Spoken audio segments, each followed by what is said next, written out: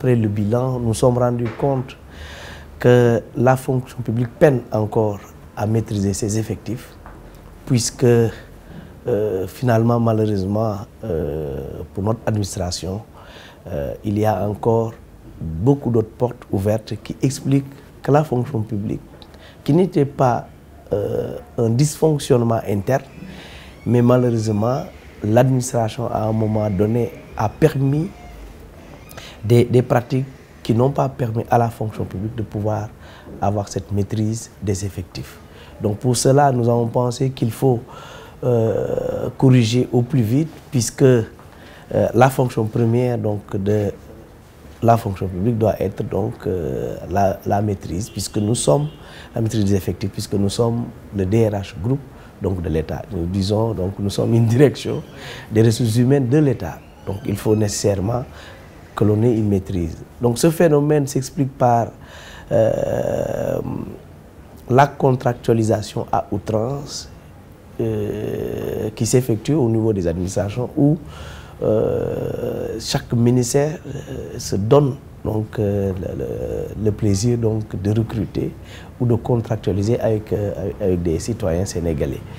Donc je crois, ce qu'il faut noter, c'est que nos textes ne le prévoient pas et qu'il n'y a pas, les ministères n'ont pas vocation à faire des recrutements. Donc c'est une prérogative exclusive de la fonction publique.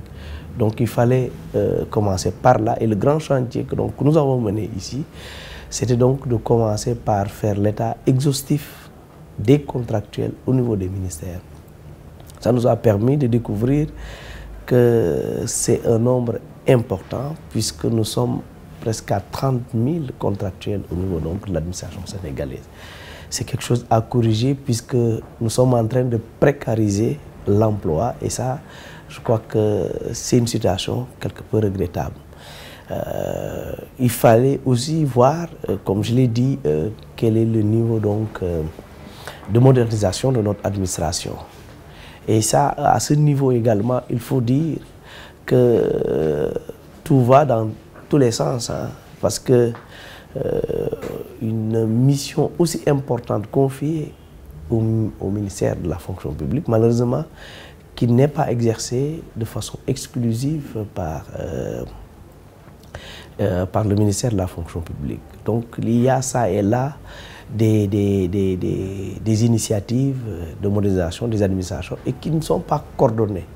Donc c'est pourquoi nous avons pensé qu'il y a, parce qu'il y a un instrument quand même qui est mis en place, qui est le CEMAP, le comité de modernisation de l'administration publique. Donc il faut redynamiser ce comité-là qui est présidé par le Premier ministre pour coordonner toutes les actions de modernisation donc, de l'État.